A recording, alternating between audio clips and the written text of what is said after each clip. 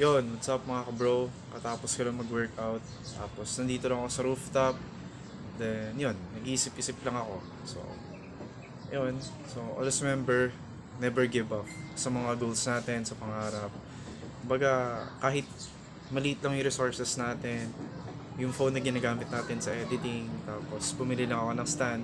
Actually, ito yung ginagamit ko everyday sa pag-create ko ng content. So, yun. As long as pagtyagaan ko pa siya, nagagamit ko pa siya.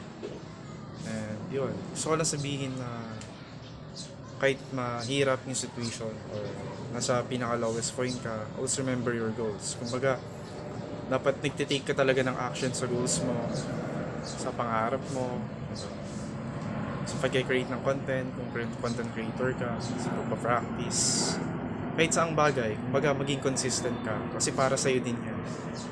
And hindi yan para sa iba. Ginagawa mo yan para sa sarili mo. So, yun.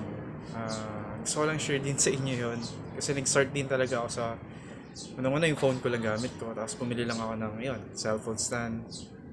Yun, natutuwa ako kasi habang tumatagal, nagkakaroon tayo ng progress. Kumbaga, dumadami yung viewers, nagkakaroon tayo ng konting followers.